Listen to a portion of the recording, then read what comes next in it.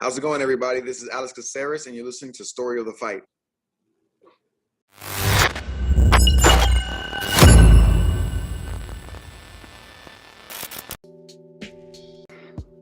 What is up, Will? What up? What up? Welcome, everybody, to Story of the Fight. My name is Roberto. That's my boy, Will. This is where we talk all things combat sports. Today, we will be covering UFC Seattle, and we will also be dipping into 171. But before we do, I want to remind everybody, like, subscribe, hit the notification bell. We're trying to reach 20,000 subscribers. We're steady climbing. I mean, we're really close to 16,000. So tell your mamas, tell your papas, tell your aunties, tell your uncles, tell everybody. Make sure they subscribe. If they don't like watching on YouTube, be like, auntie, uncle, why? Well, there's other ways of listening. Yeah, it's Spotify, Apple Podcasts, YouTube Podcasts, anywhere podcasts are found if you just want to listen along. But we suggest you watch along, which is why YouTube is the number one, because we put pictures, we show clips, all this stuff. You can see our faces. And then we're also on Actually, that's a Twitch. good And thing. then, yeah, it could be a good thing, could be a bad thing.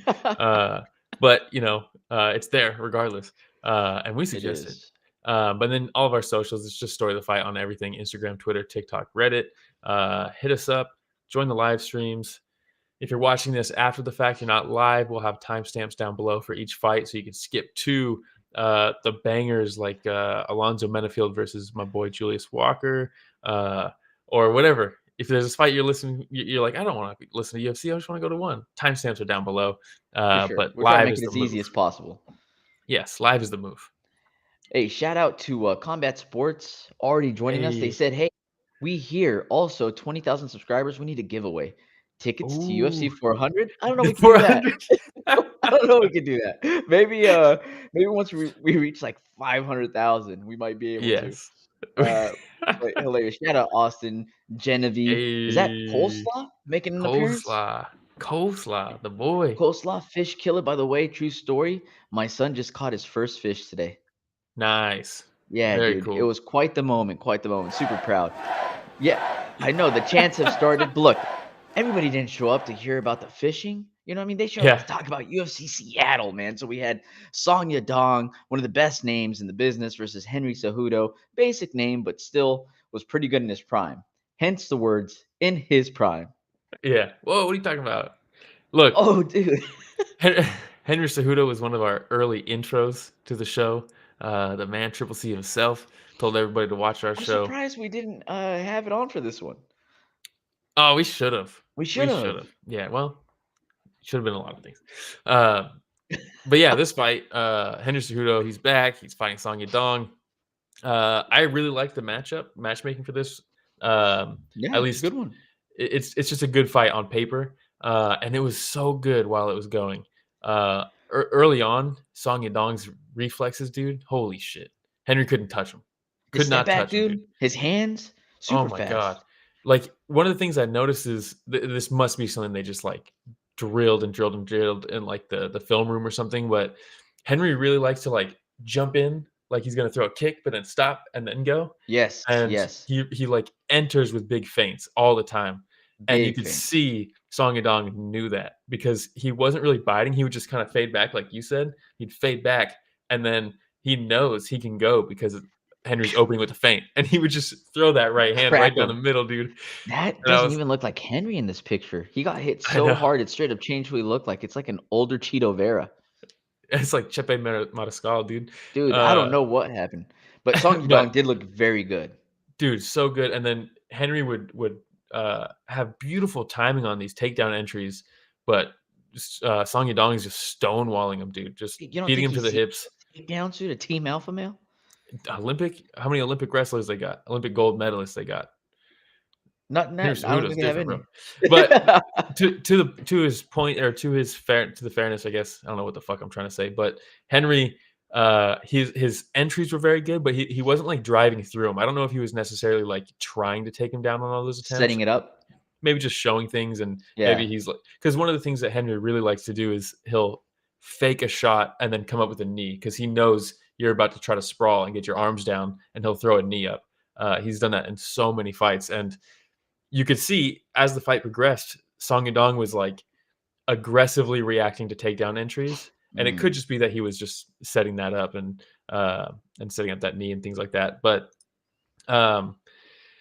Yeah, I thought early on Song Yadong looked so good. There was one scary moment where Henry kicked his outside leg and he got the little drop foot for a Oh second. yeah. And I was like, "Oh no," because I was look, I like Henry Cejudo, but I was rooting for Song Yadong.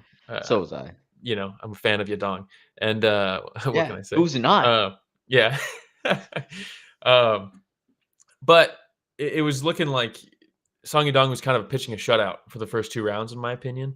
But then that third round, Song Yadong was really destroying up until this point, also destroying Henry's lead leg. And you could see it was bothering him. And there was one time he hit him hard, and then Henry switched southpaw, and he pretty much stayed southpaw for the majority of the rest of the fight. And the funny thing is, that's when he started having success. When he switched southpaw, it seemed like Song Yadong didn't. He wasn't ready for that, or just didn't know what He's to like, do wait, with that's that. different. I didn't see it on Yeah, film.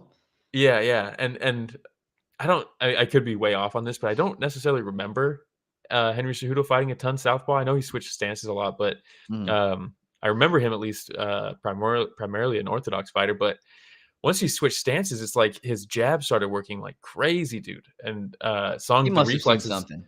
He must have seen Well, something. Dude, Henry's IQ it's is really off the good. chain. I think he was forced to switch because of the leg kicks, and it ended up just working. Oh, that too. I think it was just kind of more of that, Yeah. I could be wrong. But I thought towards the second half of the third round, I thought the tides were starting to turn a little bit. I thought Henry was getting much closer, much sharper. He was landing a lot of shots. The left hand was landing behind the jab. And he was kind of piecing Song Yadong up a little bit. I watched Until? this morning. I didn't watch it live. Your boy had to watch Napoleon Dynamite. But so I was out, and then I get out of the showing, and I have like a bunch of messages from people like, "What the fuck?" Blunderbuff, shout out Blunderbuff, happy birthday. Oh, They're happy out birthday. for a birthday dinner, but I had a message from him, and he was like, "You're lucky you went to go see Napoleon Dynamite instead of watching whatever shit show that was." And I was like, "Oh God, what do I have?" But it was like midnight, so I was like, "I'll watch tomorrow morning." Um, yeah.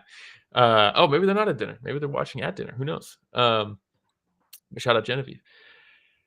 Then, like 45 seconds left in the third round, and Song Yadong, the outstretched fingers, just straight into the eyes. It's so bad, dude. It was awful. It's so the replay, the slow-mo, dude. You see him like hit, and then just the fingers just disappear. That's so gross. It's so bad, dude. It goes Ugh. straight in. And hey, shout out Chummy Boy. We'll get What to up, chummy boy? if you watch the UFC.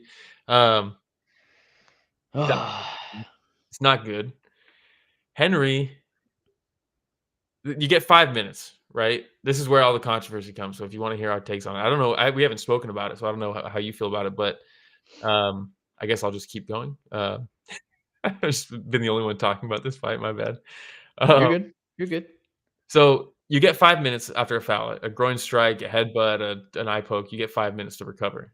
We have complained in the past that after like 30, 40 seconds, refs are already asking, "Are you good?" And you're like, "Hey, man." Because if they say they can't see, they call it. But what Yeah. you could see in 3 minutes or 4 minutes or 5. So Herzog is giving him all the time. Henry's a legend. He's a former champion. He's keeping us cool. He's like, "I got 5 minutes. I'm taking 5 minutes. I can't see right now, but I'm not gonna say I can't see yet." You know what I mean? So Yeah. they give him all this stuff. And the crowd's booing, and the commentary team's talking about, "Oh, he's probably fine by now because he looks okay." You know, Yeah. They're like, what a Fine. veteran move. Taking the 5 minutes. He's just resting now. And, Meanwhile, Song Yadong is also recharging yeah, on the other side. Like, yeah. And it cuts to a shot of Henry while he's getting booed, and he's crouching, and he's like, "Hey guys," and it's so funny to me that he's blind, just pretending like I'm gonna recover here, but also he's probably in his head like, "This is not good," yeah. But just straight poker face. Henry's a dog, dude. I know a lot of people are coming at him on this. Jeremy says, "I don't know. The whole thing was too weird, and he was so smug about taking the full 5 minutes. He was trying to do something to swing the fight. I think he just couldn't see." Shout out Ghost. Thanks for joining. What's up, Ghost? What up, He Ghost? couldn't see, and you can't let the ref know that if you do want to continue. And he clearly did want to continue, right? At 3 minutes 45 seconds, I just rewatched it right before we went live. 3 minutes 45 seconds into the break, the recovery window, he tells Herzog, "Hey, I want to continue. But I just need a little bit more time." He's like, "I'm looking at you and I see 4 eyes right now." And Herzog's like, "Well, you got a minute and a half. I don't know if that's gonna fix that." And he says, "I've just never been poked like that." He's like, "I know. You got some time. You got time." And he lets him, which I think is fantastic for the ref. No pressure, none of that, right? And then the 5 minutes goes by and he's like, "Let's do it." And you're like, maybe he's fine. Maybe he was just milking it. Let's see. There's 45 seconds left in the round. He's not okay. It's immediately obvious that he's not okay. He's immediately on his back foot. His back is up against the fence. He's shelling. So Song Yadong's throwing combinations, and he's just shelling and then escaping, and then it's just that for 45 seconds. Yeah. The round ends. He immediately goes to his corner. He says, "I can't fucking see," and I was like, "Oh no!" Multiple coaches, like, dude, and they're like, I "You gotta dig see. deep, man. You gotta dig deep." He's like, "I can't see," which usually is the magic words. You say, "I can't see." That's the magic words. The fight's over. Right then and there. He tells Herzog, "Get a doctor in here. I can't see." Doctor comes in. Herzog's walking around saying, "I got to start the fight. I got to start the 4th round, and then we can call it." We'll get into that. 4th round starts, immediately stops. They call it off. It goes to decision. Read the scorecard. Song Yadong won everything. So he wins. It's a win. Not a no contest, not a DQ. Which if it would have been stopped before, right? After the Yes. eye poke. Yes. Would have been a no contest. Exactly. So this is the actual rules regarding this, you right? came ready with the rules, huh? Look, we got to do our homework, right? If an accidental foul causes injury severe enough for the referee to stop the bout, it's a no contest or disqualification if it's stopped before. This is a 5-round fight, so we're only going to talk about that before 3 rounds have been completed of 5 rounds, right? So before the majority of rounds have finished, it's either a no contest or disqualification. Ooh. Disqualification only if they deem it intentional, right? If it was unintentional, it's a no contest. If it was an intentional foul, then it's a disqualification. The other option is if a foul causes an injury severe enough for the referee to stop the bout after 3 rounds have been completed of a 5-round fight, it's a technical decision. So people also coming at Herzog in this situation, I think it's unfounded because the third round was finished because Henry, after 5 minutes of rest or waiting, recovery, he decided to continue because he's a dog, and they finished the round. That sealed his fate right there. At that point, if they can't continue after the round has ended, it has to go to technical decision. It has to. I think where people are confused is Herzog saying, "I have to start the 4th round so we go to decision," and people are thinking that he's choosing to go one way instead of offering a no contest or something like that. But it's out of his control. The whole start the 4th round thing, it's just a formality. It's not like he's choosing, I'm going to do this so it goes to decision instead of a disqualification. No matter what, it's a disqualification or a no contest. He just has to do the formality thing, which is stupid, but that's how these things work sometimes. The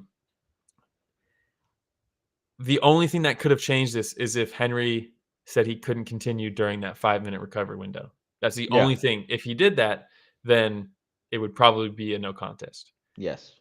But he's a dog. Are we not concerned about the fact that there was just no point deducted either? We can get into that too. That to me is the most frustrating part. Like, I get all the other stuff, but it's like, come on. And I actually tweeted that out last night where I was like, the fighters know the rules. They warn the fighters in the locker room before they go in. And yet we have a severe eye poke, 2 eyes. The left one was the one that got damaged the most. Captain right? Insano, dude. But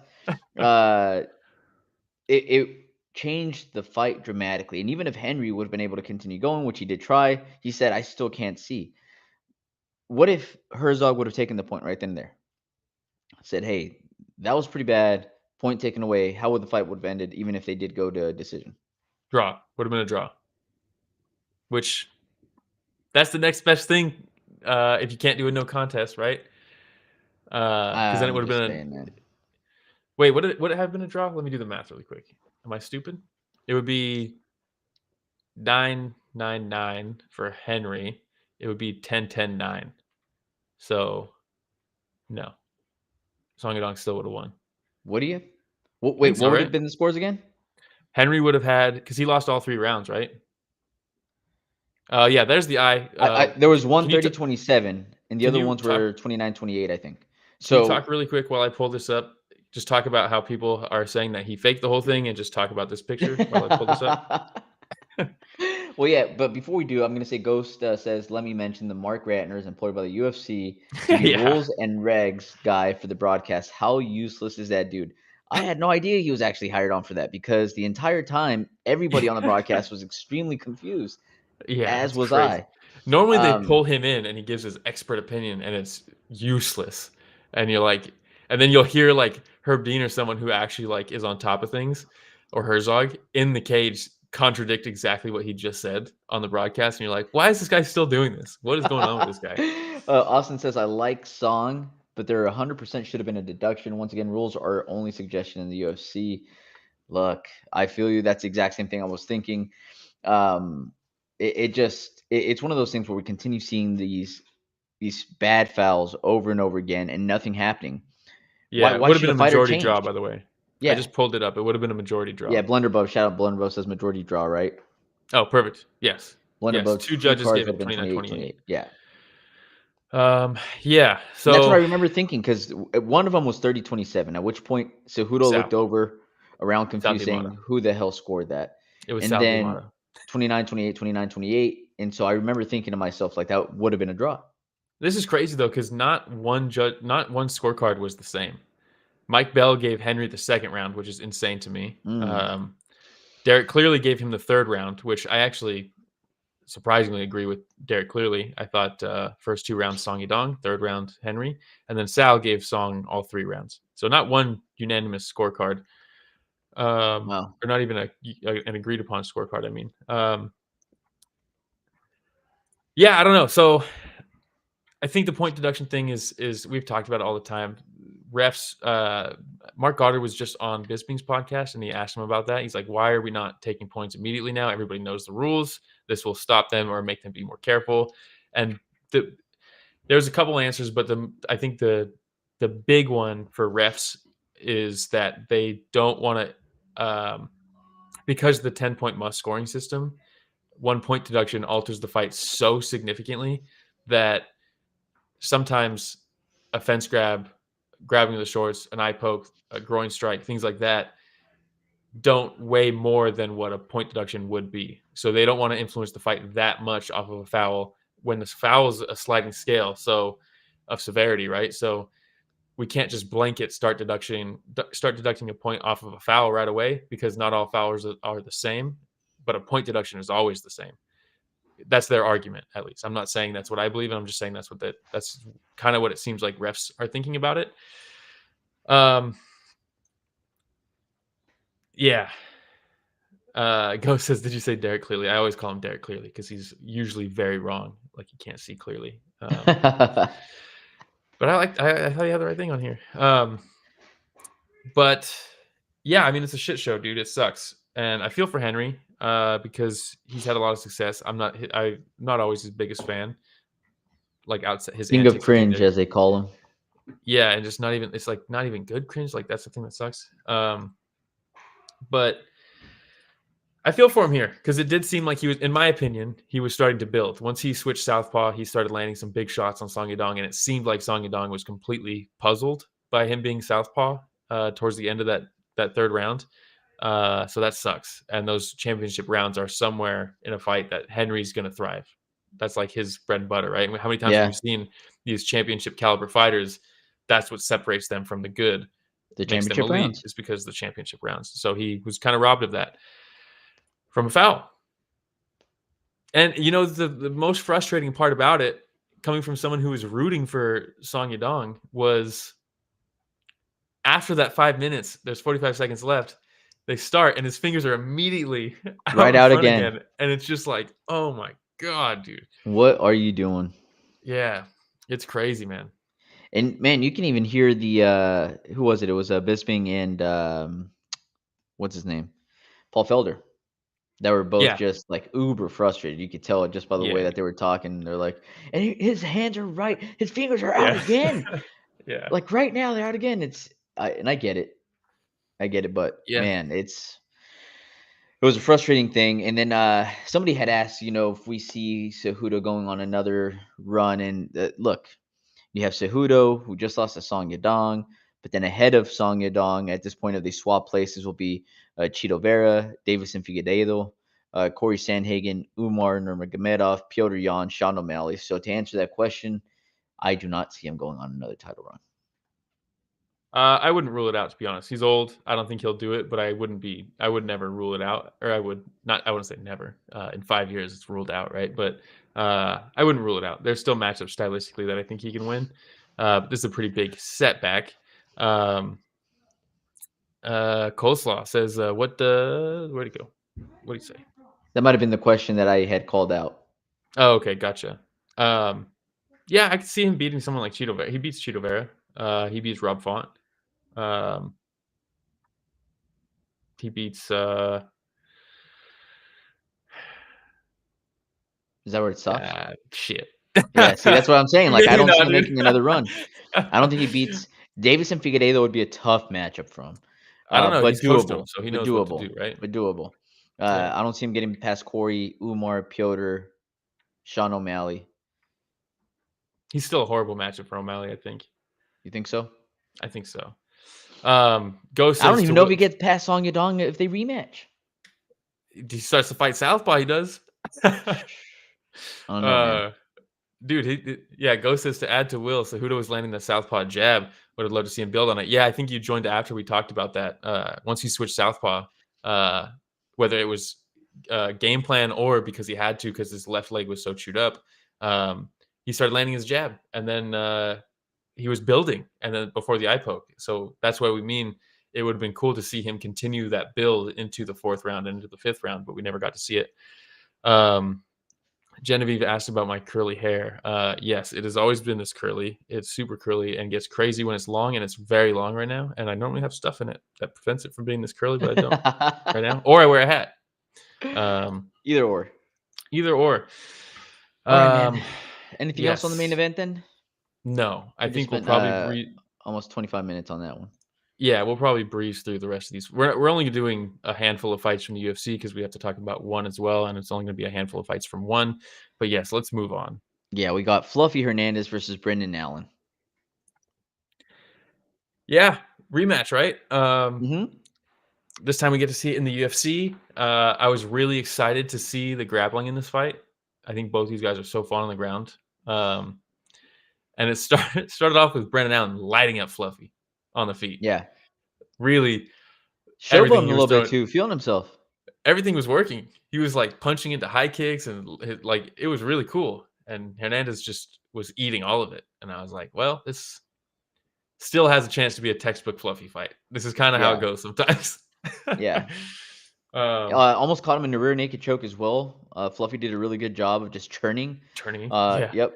Turning. Well, I think it was into him and giving up the mount at that point, but at least he wasn't getting subbed.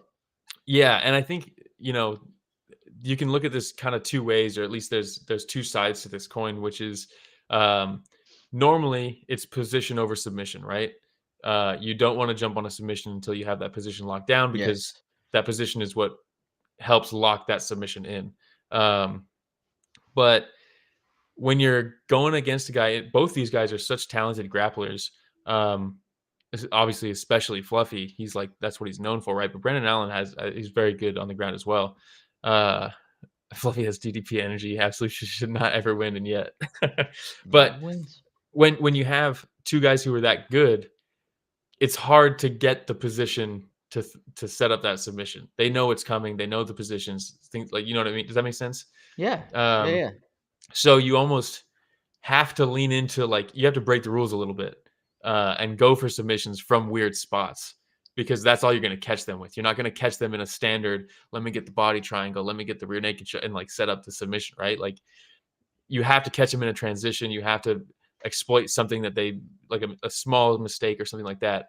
But because of that, you still don't have the position before submission. So they also are very good at escaping. So both these guys were just setting up rear naked chokes from like side saddle and like all these weird positions. And it just led to some really cool attacks and sweeps and escapes. That was the fight that I was looking forward to. And Fluffy can do that for 20 rounds and Brandon Allen can't. It's basically what we learned. He's an absolute killer, man. Blunderbub calling out the amount of pressure, right? Yeah, or pure dude. wrestling that Hernandez has. Yeah, he texted me. He's like, cradles shouldn't work like that in MMA. But solid performance from Fluffy, just showing too that he can go up against some adversity. I mean, we've seen it before, right? But we're seeing it again Yes. against high-level fighters like Brendan Allen. This moves Fluffy up in the rankings yet again, and I believe it puts him Yeah, where was breaking into the top 10. Brendan Allen was 9th going in. Hell yeah. It's crazy, man. He's had so many canceled fights, but he hasn't lost since 2020, dude. Props to him, man. All right. Man, Anything else fun on this stuff, matchup? though. No, that's a matchup you can spend a whole episode on talking about transition and escapes and things like that. But we are not so that fun. podcast. Okay, we'll go to Rob Font versus Gene Matsumoto. Matsumoto What a had been banger. coming in undefeated. Undefeated on what, like 2 weeks notice, something like that? 4 weeks? No, not 4 weeks. It was short notice for sure, right? Because this was supposed to be Dominic Cruz versus Font, and then Cruz retired, so that was not that long ago, it seems. So yeah, Matsumoto, short notice. It seemed like Rob Font learned from Calvin Cater's fight that he just had against Yusuf Zalal. They're boys. They're both at TriStar now. It literally seems like he was like, all right, what did Calvin fail at? Cutting off the cage. And then when he did cut off the cage, the right arsenal. And Font fixed all that. Immediately he starts. Everybody knows Rob Font's jab is money. He starts the fight 1-2, 1-2, 1-2. It was sick, dude. Austin says he missed this one. To be honest, is it worth rewatching? Yes. I think so. Yes. I think so. Absolutely. Just fucking cool fighting from both these guys. The striking early from Rob Font, the grappling reply from Matsumoto. Rob Font not getting stuck on his back for long periods of time anymore, which led to more takedowns from Matsumoto, which are cool. Matsumoto did a better job mixing things up too, going to the body, going to the legs a lot more. Rob Font, yes, steady boxing, man. That's what he's really known for. That's what he's really good at. But yeah, I mean, nice picture, good timing on that. Rich with the takedowns right when Will mentions it, but slammed him a few times. Rob Font was not phased. Going into the third round, he knew it was going to be a close fight, and he came out with the insane amount of pressure, man. That third round. Yeah, the third round was, and I was a little. I like Matsumoto a lot, but I don't know why, but I've always been a big Rob Font fan. I know some people will say that he's a flawed fighter, and he is. Aren't we all flawed humans, Will? We're all flawed. Nobody's perfect. There's only a handful of fighters that aren't flawed, right? Yeah. There's only two, really. Chris Lieben, and John Jones, and Shogun. But the third round, dude, Rob Font hits him with a sick ass up elbow up against the fence, which is really cool for someone who wants to shoot on you, right? Like that's such a cool technique to throw. Splits him open, and then they just turned it into a dogfight. For the last like minute of that fight, they just fucking threw hands, dude. It was you know so what I liked sick. about this too? Like the whole pointing down at the ground, like Max Holloway did, like it's starting to get played out. These guys didn't do that, but for the last 15 seconds, dude, it was just balls to the wall, man. It was awesome. Yeah, they don't need that. They don't need to do the whole like, look, everybody, I'm gonna do the thing. Yeah, no, just start swinging and banging, dude. You know, in their mind, they're probably like, that takes too much time. That takes time away from me swinging. I'm just gonna go at it. Yeah, the time it takes for me to point down, I could punch this guy. Yeah, exactly. And they both punched each other repeatedly. and they did. But that kind of not very good for Matsumoto because I think Rob Font is just a little bit of a slicker boxer than him. A little bit. But man, what a fun ending to that fight. And then the bell rings after they're just toe to toe swinging at each other.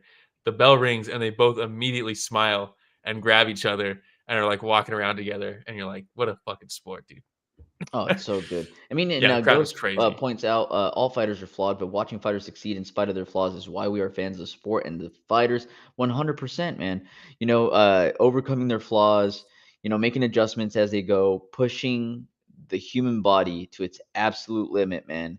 This is Yes. what this sport is all about. It's what it's all about, and Yeah. that's why we love it. Austin Blender says Bub Fonts pointing out the KO. crowd too. Yeah, solid. Oh, the crowd was crazy, dude. It was They were amazing. so good. Yeah, up until the Henry fight. But they also can't hear what Henry's saying on the broadcast like we can, so I don't really blame them. Yeah. But yeah, Fonts KO of Yanez. Yanez is fucking awesome. And I like New England Cartel. I like Tyson. I like all the guys over there. And Calvin Cater. yeah, Rough they're font. cool guys. Good bunch. All right, Yeah. man. We will move on. We had Gene Silva versus Melsik. Baghdasaryan. Bro. Silva's on a tear, huh? Silva's so cool, dude. His walkout music, dude. Dude, he's It's like such the most a monster, calming man. thing. And then How do you feel about the fighters being like uber friendly with each other? I'm not a huge fan of that unless it's like after a war and it's like to start the round and then it's like, okay, let's go. Not in the middle of the fight. It worked to Silva's advantage because way worked to his advantage. Come on, dude. It was like Yair versus Korean Zombie. Korean Zombie's gonna win that fight, and then they're like high-fiving and hugging and all this stuff, and then bam, gets caught with the up elbow, and you're like, no, what? He was winning the whole fight. But then this one right at the beginning. Yeah, they did it multiple times, man. One of them gets caught, the other one's like laughing and they high five each other. Look, I even don't mind if they have like a crazy ass round. The round ends with them trading all crazy and they're like, hey man, good shit. They high five, they dap, whatever, they walk back. But literally like dead center of the round, dead middle of the round, and they're like doing this. Nothing had happened yet. Nothing had happened yet in the fight, and they do it. And then let's really quick. Please, Uncle Dana, don't fucking murder us for this. I'm gonna do it anyways. Oh no. But they put cage side footage on their Instagram, so that's not part of the copyright broadcast. So we should be good to show this. What a knockout from Gene Silva. Let's go. Okay. Oof. What a beautiful combo, man. And then like, he looks down at the ref and says, yeah, he's out. Baghdasaryan's looking up like, what just happened? Yeah. Like in the fetal position, like, why am I here? And, dude, that's 3-2. Bam, bam. Yeah. Oh my God. The best ever who was it, John, that was like and very nice of him to not it was Brendan Fitzgerald that was like very nice of him not to go to the head. And then they show this the replay, drops the bomb right on his face. Yeah. Vince was like, well, he went to the head first, Yeah. He started covering up, then he went to the body. So funny. Look at that picture too with the big old smile on his face. He's like, do you want me to hurt this guy some more? Are you sure this is gonna be on you? This is gonna be on you, dude. But yeah, Gene Silva, fighting nerds. He puts the glasses on Bruce Buffer. What a cool group of guys, 1, 2, 3, 4, 5, 6, 7, 8, 9, 10, 11, 12 fight win streak. Is that right? God, dude. Yeah, what are we doing? Phil says deserves a top 15 opponent next. Absolutely. Yeah, 100%. Absolutely. All right, man. We will move on. This is when we start skipping some fights. We're going to skip Minifield versus Walker. First round was fun. The last two, they were trying to catch their breath. Julius Walker, you're still my boy. Still my favorite juice box. Adrenaline dumps are a hell of a thing in a UFC debut. You're still my boy. They're a real thing. They're a real thing. All right, Ian Cutelaba versus Ibo Aslan. Yes. Cutelaba. I guess you always know what you're going to get from Cutelaba. Oh, 100%. Sloppy bangers. Sloppy bangers, pure aggression. Mr. Sloppy Banger. Cutelaba. What's that? He's Mr. Sloppy Banger. 100%, dude. And I mean, with all due respect, we both love him. Oh yeah, he's a blast. He's a blast, dude. And Aslan also for a good time, not a long time. You know what I mean? Exactly. Dude, he's throwing these overhands that are just fucking crazy. He's going to tear his shoulder throwing punches, dude. Like, he's fucking swinging all the way from back up here. But it worked to his advantage. Aslan, when he's swinging like crazy, I saw Aslan throw one right down the middle. I was like, dude, that that That'll straight do it. shot is gonna catch Cutelaba before that arm wraps all the way around, swinging wild. But Cutelaba, dude, he just has something. Lady Luck's on his side a lot of the times, man. He lands a big Those shot. pictures, dude. No, Oh, it so wasn't fun. Lady Luck. This was Cutelaba, dude. I'm gonna say this is big brain. This is big brain, high fight IQ Cutelaba. Because look at this punch. You're never gonna expect him to throw a straight right hand when he's throwing punches That like is this. true. That is true. So after these wild exchange, he's throwing 2 of these fucking fastballs, and then they separate. Aslan goes in and throws a lazy leg kick, and Cutelaba throws a straight right down the Yeah, middle. yeah. That's There's a no good way he call. could have thought that was coming. He Oh, set looks it like up, a QR dude. code there. He Huh? set it up with the Ronda Rousey special. And then these are just screenshots because there was no pictures of it. He drops him, and as Aslan's getting up, he throws a fucking soccer kick. So you love the boy for that. But Aslan gets up, he blocks it, and then fucking you think, okay, this guy's gonna keep trying to swing and bang, right? Because he No, just hurt him. No, he's in on a not takedown. Cutelaba. He takes him down, passes to an arm triangle, chokes him out, and then just does one of the greatest post-fight interviews in a while, dude. I am Yeah. fucking a good guy out there, but in here I'm fucking crazy guy. Like, dude, so I funny, don't dude. give a fuck. Like Yeah, dude, the crowd was going nuts for his yeah, post-fight interview. If anybody yes. missed his post-fight interview, this was probably one of the best things on the entire card, honestly. One of my favorite things, yeah. And Genevieve says, shocked how good this card was overall. Look, it's a little bit of like a wolf in sheep's clothing because while it was good as far as entertainment and excitement goes, a lot of it was because of all the short notice fights, UFC debuts, things like that, which Yeah. are just going to lead to finishes. So you sacrifice like high quality fighting for some fucking violence, and sometimes that's awesome. You do need that every once in a while. But it's good. We had up until the end of the Henry fight, we had a nice, cool fight as far as like just tactics and skill. The Rob Font fight was also very good for that. So was Fluffy and Hernandez. But yeah, you need some Cutelabas. You need some crazy shit. You need some of that stuff. Again, he's here for a good time, not a long time, man. And he knows this. He's like, I'm not going for the title anymore. I Yeah, just want to kill people. It's yeah, just like so good. exactly. All right, man. We will move on. We're not gonna cover Feely. We're gonna I think cover last one we're gonna do is Ricky Simón. Simón, right? Versus Basharat. Yes. All right. Simón versus Basharat. Have at it. Have at it. Have at Well, it, let's man. watch it. Oh, snaps. Okay. Boom. Great job, dude. Simón, that long straight right. So sick, So dude. good. Very similar to the Gene Silva knockout. But yeah, Basharat's very good. He's coming off of his first loss against Ayman Zahabi. He likes to fight long. Ricky Simón can't fight long. So it's like two clash styles. Can Basharat keep him away? He's throwing cool knees, flicky kicks, things like that. Ricky Simón's just walking him down, shooting on takedowns, failing takedowns. But eventually catches this left hook, and Basharat is just not ready for it whatsoever. And I don't know if it's because it was the entry. A lot of times he would throw that left hook into a takedown early in the fight. He'd throw it like a leaping lead hook to then shoot underneath after he throws it. And I don't know if he thought maybe a takedown was coming when he was leaping in or something, but just absolutely not prepared for this left hook right straight. And it was just that actually wasn't the one that was the setup. The next one I think should Was be. it left hook or was it was like a really soft left hook, wasn't it? It was a hard Like- shot, but it wasn't like tapped him. there was like no bend in the arm. It was like a weird.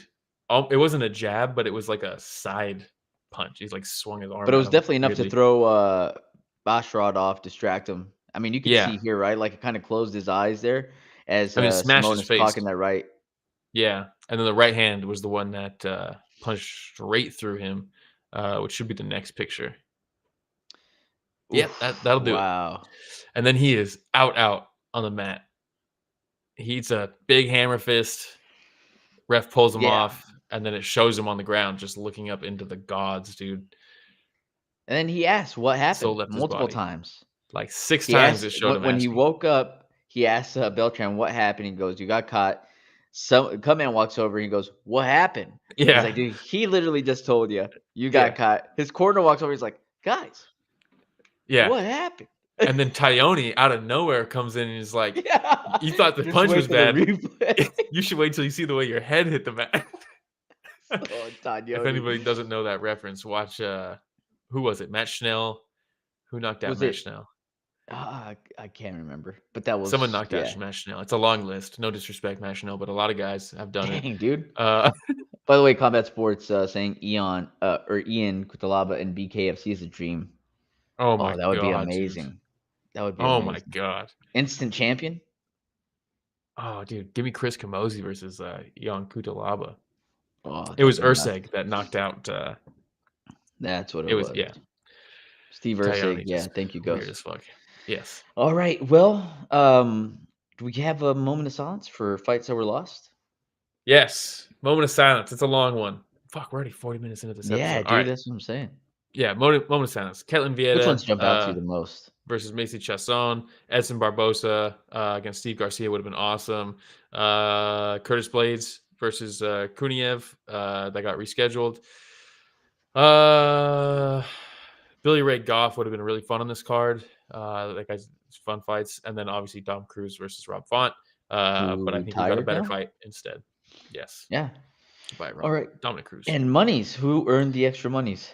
This is a weird one. Bonuses. Ricky Simón got one for taking the soul of Basharat.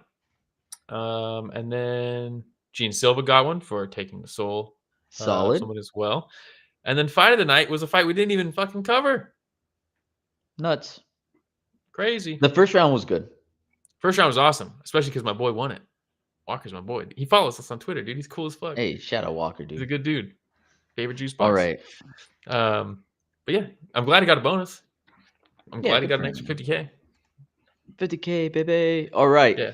That was it for UFC Seattle. Now we will be moving over to 171. So shout out to everybody that is joining us. Y'all know we don't just cover the UFC. We try to cover as much combat sports as possible. So outside of UFC Seattle, we also had 171. What an event, Will. Yeah, this was their second time in Qatar. Everybody knows, the first time they went, it was kind of like a shit show a little bit. And a little bit. Qatar's giving them a lot of money. So obviously they probably want to impress Qatar. So they do this card, and I don't know how you can't be impressed. This was a fucking fantastic card, top to bottom. It was so good. Was it 7 straight fights that ended in a finish in this one? Yeah, the first 7 fights were all finishes, and they were fun as hell, dude. But yes, since we're just switching to one, please like, subscribe, all that stuff. Follow us on socials, Story of the Fight on everything: Instagram, Twitter, TikTok, Reddit, Twitch. And then we'll have timestamps down below for the fights. We're not going to cover everything just because we don't have time. But yes, 171 in Qatar, the main event, not just was a rematch, it was a rematch of a rematch. It was a trilogy. Yes. And they're unifying, right? Yes. So it was Joshua Pacio versus Jared Brooks. The Monkey God. The third time. First time, Brooks wins by decision. Second time, Brooks slams him on his head, knocks him out. They say, no, you can't do that. He has your belt. He has your belt now. So Pacio gets the belt, and they're doing the third one now to unify, because Pacio, after that fight, tore his ACL, so he get surgery. So in the meantime, Brooks fought, got the interim strap, and so now they do the third time. And man, a tale of 2 rounds, right? It was like 2 separate fights. Yes, first round dominant from Brooks. And look, to set the tone maybe, or the stage for a lot of people who maybe don't follow this, or maybe they watch UFC but not one. Going into this, I would have loved to see the odds. I think a lot of people thought Jared Brooks was going to just out-grapple Pacio for the whole fight, maybe find a submission, maybe get like a TKO on the ground or something like that, and just kind of dominate him on the ground. I think a lot of people were saying like, oh, Pacio got the belt off of like a weird thing like that, a mishap. He didn't like get the belt, he got knocked out. Yeah. A lot of people thought this was a foregone conclusion, and that first round made it look like maybe it was going to be, because Brooks took him down, and just worked position over position over position. Found a Darce choke. Was kneeing him on the head on the ground. Pacio was doing a great job of defending everything. He ends up on top out of that Darce choke, and then immediately Brooks has him in this tight guillotine. And then he gets out, and it was just like, man, that was a doozy of a round. Pure defense mode for Pacio that first round. And But on then, our fight companion, Will, this is where I asked you. I was like, oof, squeezing for a while. Do you think that gassed his arms out? yeah, and I said, no way, dude. And then the second round started, and it was clear that it had.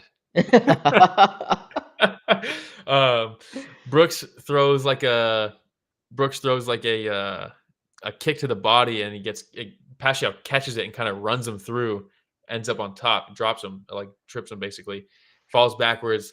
Pacio ends up on top, and then Brooks just stuck in guard, absolutely stuck in guard, and Pacio's just beating him up in guard. He gets him up in the fence, up into this position, and then Pacio just put a beating on him. Yeah. I Hammer mean, fist, couple shots to the back of the ear, back of the head. it looks up at the ref. He's like, yeah, how many times do I have to land on this guy in order to have you stop it? And that's the problem right there. You see Brooks get up and start getting up and then drop back down, and that's Yes. not a good That's sign, always a right? bad sign, man. Yeah. That is always a bad sign. Thank you, Combat Sports. Jared Brooks minus 455. Pacio Yeah. plus 350. Wow.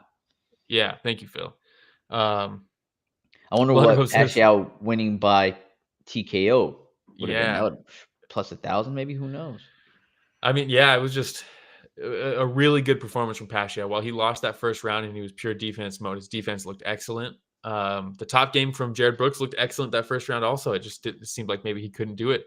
And part of it maybe is he gassed his arms, but another part is just once he was on his back, we're so used to seeing Brooks on top. Mm, We don't often see him on his back. And I don't know how often he doesn't really have a ton of experience in fights off his back. He's normally on top, yeah. And Pacio just beat him up, just kept beating him. Blunderbuff says lactic acid is a hell of a drug. Yeah. Rough, dude. Rough. Yeah, but happy for Pacio. I really, really like Pacio, and it's nice to see. Brooks is always he's bombastic on the mic, and he talks a lot of shit before the fight, but he's a good dude. He's a very Gracious in good dude. defeat. Yeah. Yeah. All right, man. That was the main event. We can move over to the co-main. Our boy Jonathan Haggerty going up against Ray Wei. What a Yeah. masterclass performance, huh, from Haggerty. Man. Wei Ray is good, dude. He's a little bit long in the tooth, but he's good. Very good kickboxer. And Haggerty, man, you just can't let him get on a roll, dude. You can't. Once he finds the flow, man, it's gonna be Yeah. hard to beat him. And look, we got to see him fight super live in Denver. Not the finish that he wanted. Yeah. Unexpected, really. A lot of us thought that fight was gonna go a lot longer than it did. Mhm. So man, for me, I was just thinking, how much of a toll did that take on Haggerty? Not necessarily the KO, but the mentals, right? Like Yes. knowing that you were a double champ, one of those belts was taken away from you at some point, you probably got to think like, man, what if I lose my other belt now? Right? Yes. Like, And and he did mention that it was weighing on him for a minute. yeah, and not just that, but the way he lost, it's like, okay, I first off, I didn't even get to show my game. He probably worked on a ton of stuff that they thought was going to work against Super and he never even got to show it. That sucks. He got caught so early, and it wasn't like, oh, he caught me. It was, oh, he found a hole. They specifically talked about this entry that I have that has a hole in it, and they exploited it. It's not like I just got caught. I have to fix something in my style because people are now scouting it and Yes. beating me because of it. Um, and yeah, props to Haggerty proving a lot of kickboxing fans wrong. A lot of people think, oh, he's a Muay Thai guy. He's not a kickboxer. He's not. Wei Ray's has a ton of credentials, right? And that first round was close, but I think we both gave it to Wei Ray. Hmm. He was hitting Haggerty and stopping Haggerty where Haggerty was stopping and shelling up maybe. And I was like, oh, maybe he's too focused on defense because Haggerty's best defense is his offense. So what if he's going to be a guy who now high guards and kind of weathers storms and stuff, and that's going to take him out of his game? We can't have that if you're a Haggerty fan. And then the second round started, and he just fucking pedal to the metal, just kept building, kept varying his attacks, and Wei Ray was just caught. Every time he would step in, he's getting hit with a jab, hit with a kick to the body, kick to the leg. and you could see him just continuing to build and up his volume. And Wei Rui just couldn't get through it, dude. He absolutely couldn't get through it. And then he started working the teeps. He's teeping him to the face. His teeps are the best thing in his game. It's so cool. And Very solid. While we were watching it live, Ghost made a good read too. Normally, Haggerty will jab, step into elbows in Muay Thai, right? But he can't do that here. So he made this adjustment in this fight where he's jabbing and stepping in with these big crashing knees to the body. And it's just like fucking cool, dude. It's so cool. It's so vicious. Props to Haggerty, man. Still holding on to that kickboxing belt. You can see the relief too.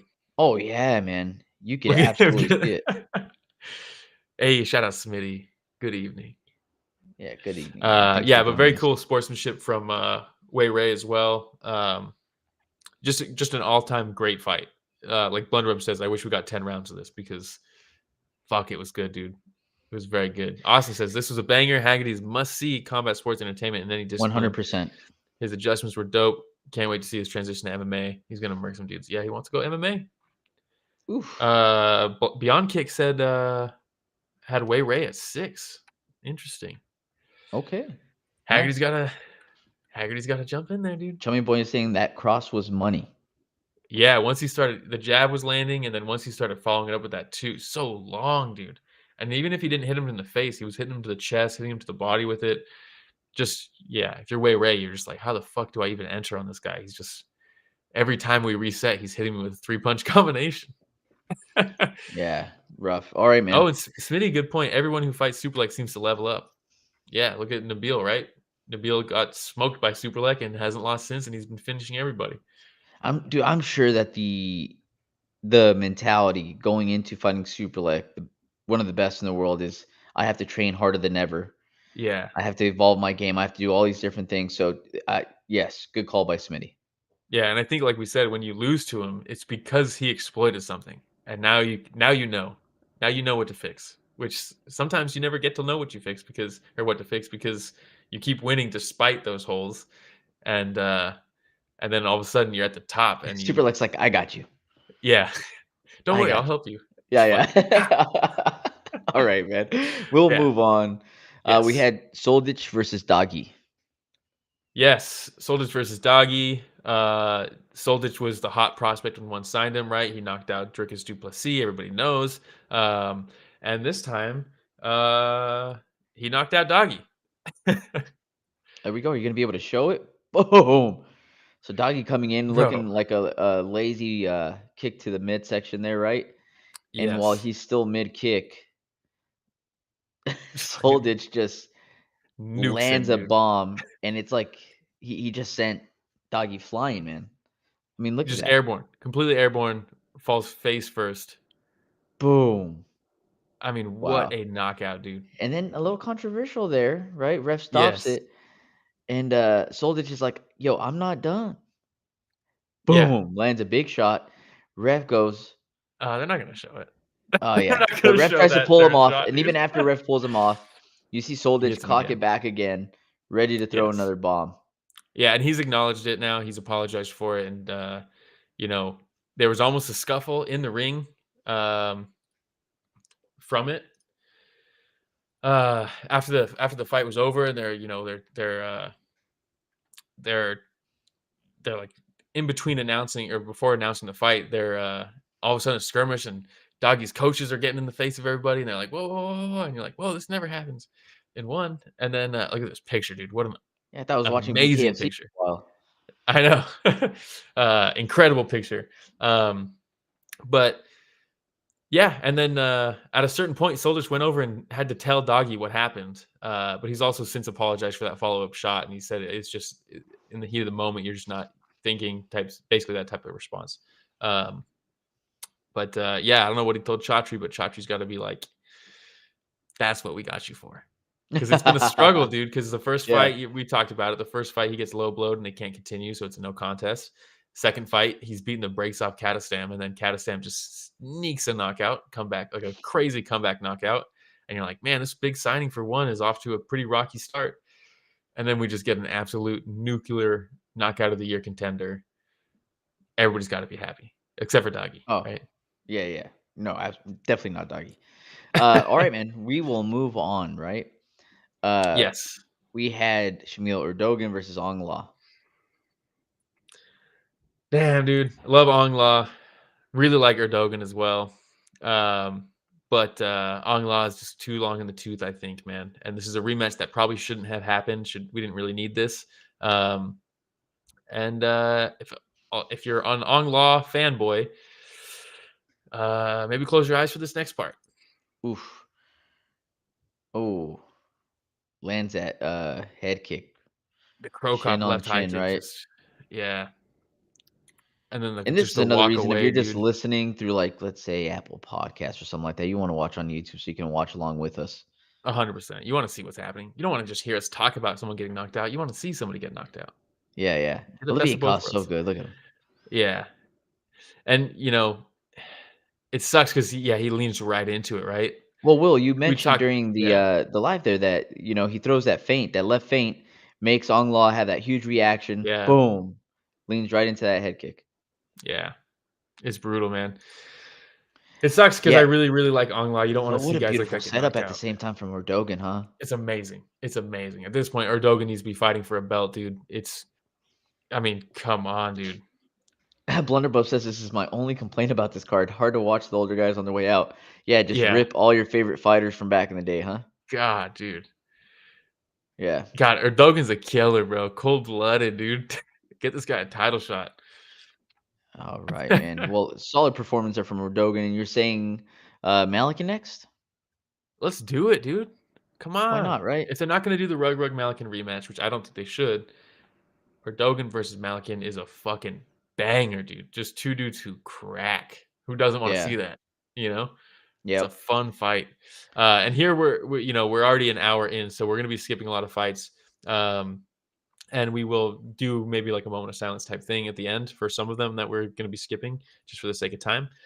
So the last fight we're going to be covering from one is going to be Kade Ruotolo versus Nicolas Vigna. Cade, man, Kade, man. continues being an exciting fighter, dude. Dude, Holy smokes.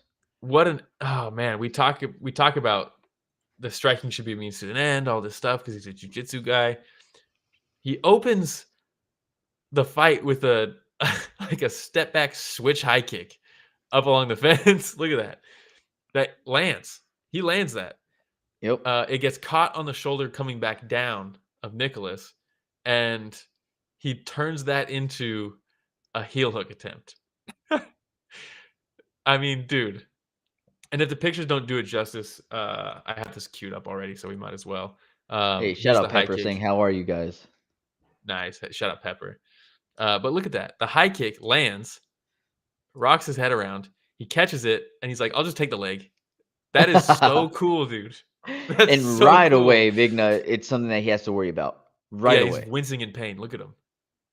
Cade said he Oof. felt a pop during this. Really? I mean, look at them rolling around, dude. You don't get to do that with Kade Ruotolo without taking some damage. And then he's immediately in on the takedown. Beautiful takedown, too. Yeah. Immediately into ground and pound, right? Because he's like, I don't really care about getting swept. I'll sub you off my back, so might as well open it up. He takes his back from here. Very good job by Vigna for defending the heel hook against Yes. an insane jiu-jitsu guy, and then also defending. This is game over, dude. Most of the time, Kade Ruotolo has your back, and With he sinks 4.5 up minutes left, I think it was. yeah, 4.5 minutes left. He ends up with a body triangle. It's over, dude. It's Yeah. not going to happen. But Vigna did a very good job defending in these positions. But you can only defend so much, and eventually, Cade switches to full mount. Immediately, just starts landing these massive elbows, and where's the Solid, man. elbows? Able to deliver damage, Yes, I mean, look at these elbows, dude. And he gets Eat the punched shot once. He's real like, I quick. don't like that. Yeah. So he's like, I'll just sub him. But what's really cool here is he's forcing him into a position where Vigna is going to turn into him, bam, to throw him off. Right? He knows Vigna has his forearm across my throat or my chin. He's going to try to throw me over that side, right? Yeah. So he's like, okay, cool. I'll just lift my hips a little bit, allow you to spin. But as soon as you get to your side, I'm clamping back down, and I got this arm triangle. And the way he tosses the arm over too with his left hand. Did you see that? Go back one more Beautiful, time. dude. Just everything in sequence. Yeah, Right? As he starts turning, he just boom right there. it's beautiful, Just dude. shoves the arm across. And then from there, dude, you're done. Yeah, he's like, "Should I finish with the mount?" Nothing you can No, do. I'll hop over. Yeah. And then that's it, dude. You can't defend a heel hook, a rear naked choke, and then an arm triangle from Kade. It's just not going to happen. You only have so many lives against Kade, dude. Yeah, I mean, just very, very cool. Very, very Super cool, cool. dude. All right, Yeah, man. Pepper says almost a DJ suplex armbar moment. If he got the heel hook off of a high kick that he landed and then got caught, and then he just dives on the leg, that would have been so sick, dude. But yeah, just very, very cool, dude. Very, very There we cool. go. All right. Well, Also, very that cool was picture. Very cool picture of him and Henzo after the fact. I think it's the next picture, Rich. Oh yeah, Come that's a pretty cool on, picture. dude. So sick. That's a very cool picture. Enzo choking him out, all happy, dude. What a Very character. cool. All right. Well, that But was the last yes, fight we're gonna cover for yes. So 171. exactly. So we're gonna do just a quick moment of silence because we did have some moment of silence for this one. First one, I don't remember which one I put first. Bibiano had a very good fight, very, very fun fight against Kevin Balangon for the fifth time or something like that. But it was a very, very fun fight. He gets the decision win, arguable, but and then he retires in the cage, which is very cool. He's going to be. Chaudhry said post fight that he's going to be in the Hall of Fame. And Oh, then sick. this one, that one, Martin Wynn, dude, who's somebody who's, I mean, Bibiano and Martin both truly did help build MMA for one. I mean, you look at some of the stuff. Martin Wynn has fought in 1, 2, 3, 4, 5, 6 title fights for one. I mean, just Yeah. an absolute staple of one's mixed martial arts, and one of the guys that like really embodied like the one like mission statement of like respect, honor, all this stuff, right? Like discipline. Like Martin has always been such a good dude. I mean, he beat Christian Lee, dude. But has always carried himself very well, has been a fantastic ambassador for one. During that time, during his heyday, it's like he was one of the guys to watch one for, was Martin. So seeing him hanging up is kind of a bummer. I'm happy that he's able to do that in a fight that it's not like he got finished or anything like that. And it's like, man, no one wants to see someone retire after getting knocked out or anything crazy like that. So it's cool to see him do that at this point and not at that, like, where it's too late, For but sure, really man. cool. Big fan of Well, there we Martin. go. There was a moment of silence and bonuses. Yeah, bonuses. Kade got one. Ayaka Miura, we didn't talk about her fight, but she got a sick ass knee bar. She's so cool. And then Erdogan got one for the head kick. Soldic got one for the nuclear left hand, and then Pacio got one for the big upset. All in all, Yeah. fantastic card. Good thing that they don't give bonuses out for every finish, huh? Yeah, They would everybody have. gets 50K. Yeah, geez. But phenomenal card. To your point, what are we looking forward to next week? Yeah, next week is a bit of a bummer, I think. What do we got? We got UFC. Your boy. UFC Vegas 104 or something like that. Yeah, Manel Kape's in the main event against Asu Almabayev, but it's kind of a bummer because it was supposed to be him versus Royval in a title eliminator. Royval couldn't make it. It's like the 6th guy that has pulled out against Kape, and it sucks because I want to get him into a title fight. And if he had won that fight, we would have got it, and then he would have won the belt, and then I would have made my prediction correct at the beginning of the year. But instead, they give him another prospect. If he wins this, I don't know if they just give him a title shot because, all right, dude, yeah, you got the win when you were supposed to. Doesn't really matter who it's against because it's out of your control. But the co-main event is Cody Brundage versus Julian Marquez. That's the next best fight they could do. Nasrat Hakparas versus Esteban Ribovic is actually very, very good. That's a fucking awesome fight. William Gomi versus Hydra Emil. Shout out Hydra Emil. He's a local boy. Ricardo Ramos versus Chepe Mariscal is not too bad. Douglas Silva de Andrade. Charles Johnson, the boy, is back against Ramazan Temirov. Yeah, There's a couple of fun fights. a couple fun fights. All right. Yeah. Well, hey, thank you everybody for joining us. Smitty, Evie, Austin, Pepper, Phil, and Combat Sports today. Make sure you give them a follow as well. Did I 100%. mention Chummy Boy already? Hey, shout out Chummy Boys, Right? Smitty, the boys, Blunderbub, Ghost. happy birthday. Yeah, happy birthday, Blunderbub. Genevieve was Yeah, here. Hey, shout out Coleslaw was here as well. Coleslaw. Did you mention Ghost already? Yeah, shout out Ghost. Yeah, Smitty says 172 is the Super Bowl, is my Super Bowl of combat sports this year. Oh it's gonna be my God, solid. dude. It's gonna be Oh my solid. God. We're less But than a month away hey, now. thank you everybody again for joining us. Makes it a lot of fun whenever you join us live. Thank you to everybody that joined us for the fight companion. We had just about 6,000 people, I think, that joined us, Will, or that watched. So Very cool. that made it a lot of fun. It's We're like also watching doing with another friends one. We're doing another one for 172. So in Japan. We're yeah, gonna be well, we there. won't be. No, Oh, we will okay. do a fight companion for Japan. Oh, okay. Another all-nighter. But no, seriously, awesome. Thank you so much, everybody, for all the support. We really, really appreciate it. Like, Mhm. subscribe, hit the notification bell.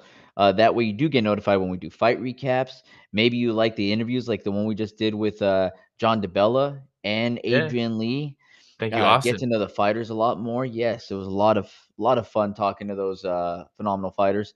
And then, yeah, if you don't like watching but you like listening, Yes, Spotify, Apple Podcasts, YouTube Podcasts, anywhere podcasts are found, we are there. We highly suggest watching on YouTube instead because you get to see the clips, you get to see the pictures, you get to see our faces. And then if you want yeah. to just follow us on social medias, Twitter, Instagram, TikTok, Reddit, it's just Story of the Fight. Go to storyofthefight.com. It'll list all of our socials. Click on those. Chat with us. We like talking fights. The reason we like having you guys for the live streams is because we get to chat with you. That doesn't have to happen only on the live streams. Chat with us on social medias as well. We Yeah, like and I talking just fights.